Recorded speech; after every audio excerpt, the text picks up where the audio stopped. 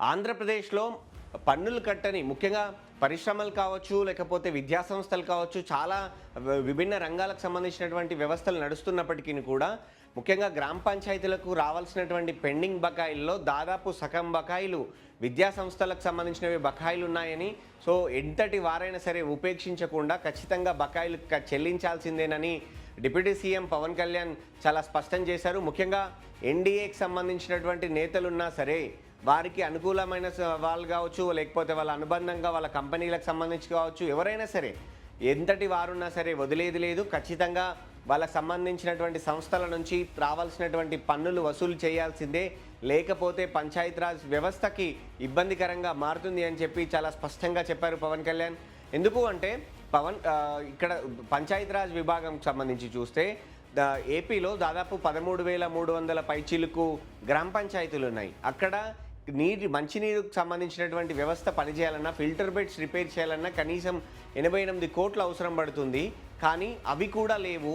పంచాయతీరాజ్ వ్యవస్థలో 88 కోట్లకు సంబంధించినటువంటి మంచినీటి వ్యవస్థ కోసం కూడా ఆ డబ్బులు లేకుండా ప్రజలకు కనీస సౌకర్యాలు, ముఖ్యంగా తాగునీరు కూడా అందించలేని పరిస్థితుల్లో ఒకవైపు ఇట్లా ఉంటే మరోవైపు రావాల్సినటువంటి బకాయిలు దాదాపు 115 కోట్లకు పైచిలుకుగా ఉన్నాయి.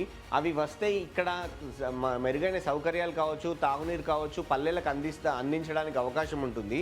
సో ఎట్టి పరిస్థితుల్లోనూ బకాయిలు వసూలు చేయాల్సిందే అని చెప్పారు. అయితే ఈ రావాల్సినటువంటి బకాయిల్లో దాదాపు సగం వరకు విద్యా సంస్థలకు సంబంధించినటువంటి బకాయిలే ఉండడం ఇక్కడ గమనార్హం. అయితే ఈ విద్యా సంస్థలకు సంబంధించినటువంటి బకాయిల గురించి మాట్లాడుతూ వారందరూ కూడా అధికంగా ఫీజులు వసూలు చేస్తూనే ఉన్నారు. ఫీజులు తీసుకొని వాళ్ళు ఏమీ ఉచిత విద్య చెప్పట్లేదు, ఫీజులు తీసుకొని విద్యను అందిస్తూ ఉన్నారు. అలాంటి వాళ్ళు కట్టాల్సినటువంటి పన్నులు కట్టకపోతే ఎలా అనేది పవన్ కళ్యాణ్ ఇచ్చినటువంటి ఒక సూటి ప్రశ్న. సో ఒక సామాన్యమైన ఉద్యోగి, ఒక 50,000 సంపాదించుకునే ఉద్యోగికి సైతం తను కావాల్సినటువంటి సర్వీస్ ట్యాక్స్ కడతారు. ఒక చిన్న మత్స్యకారులు సైతం తమ ట్యాక్స్ కట్టాల్సినటువంటి పరిస్థితి, ఏదో ఒక రూపంలో పన్నులు కడుతూనే ఉన్నారు. కానీ డబ్బులు తీసుకునేటువంటి విద్యా సంస్థలు ఎందుకు పన్నులు కట్టవు అని ఆయన చాలా సూటిగా ప్రశ్నిస్తూ, అందులో ఇప్పుడు రావాల్సినటువంటి విద్యా సంస్థల నుంచి రావాల్సినటువంటి బకాయిల్లో రాజకీయ జోక్యం ఎవరున్నా సరే ఉపేక్షించేది లేదు. ఆ పొలిటికల్ ఒత్తిళ్లను, పొలిటికల్ ప్రెషర్స్ అన్నీ కూడా మేము టేకప్ చేస్తాము, మేము భరిస్తాము, అధికారులారా మీరు గ్రౌండ్కి వెళ్ళండి, పన్నులు వసూలు చేయండి అని చాలా కరాఖండిగా చెప్పేశారు. అంతేకాదు ఆ పన్నులకు సంబంధించి పెండింగ్లో ఉన్నటువంటి విద్యా సంస్థలు ఏవైనా ఓనర్లలో కావచ్చు, యాజమాన్యాల్లో ఎన్డీఏ నేతలు ఉన్నా సరే ఎట్టి పరిస్థితుల్లోనూ వదలము అని చెప్పారు.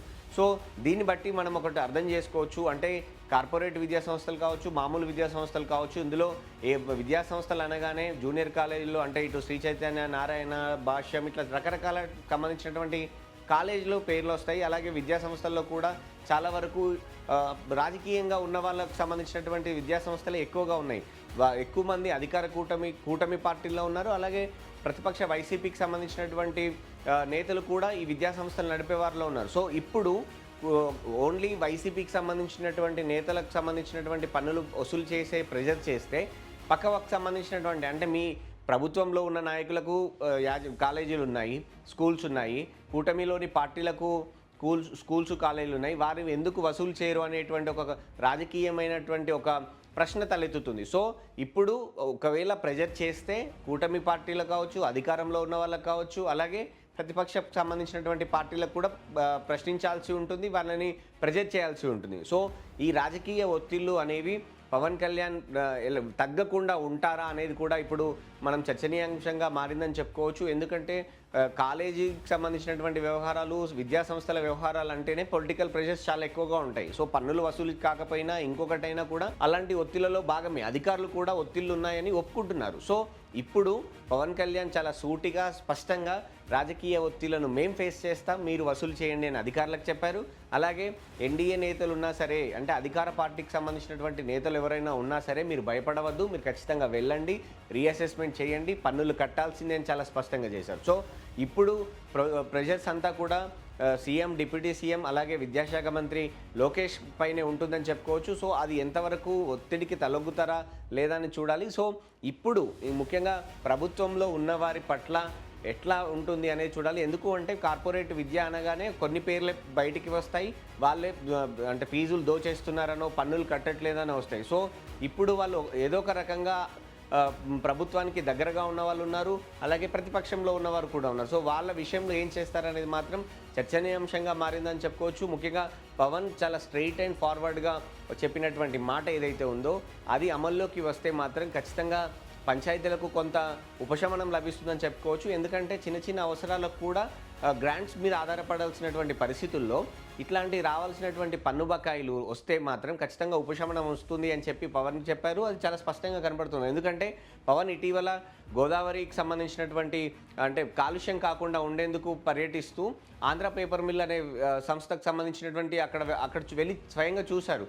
ఆ సంస్థ నుంచే ఇప్పుడు 13 కోట్ల రూపాయల బకాయిలు ఉన్నాయి. సో అవన్నీ ఖచ్చితంగా కట్టించాల్సిందే, పొలిటికల్ ప్రెషర్స్ ఉన్నా ఏమున్నా పన్నే కట్టాల్సిందే అనేది అయితే చాలా స్పష్టంగా చెప్పారు. సో ఇప్పుడు వాట్ నెక్స్ట్ అనేది చూడాలి. ఆ ఒత్తిళ్లకు పవన్ కూడా తగ్గుతారా, లేదంటే ఒత్తిళ్లను పక్కన పెట్టి ప్రభుత్వం పన్నులు వసూలు చేస్తుందా అనేది అయితే చూడాల్సి ఉంటుంది.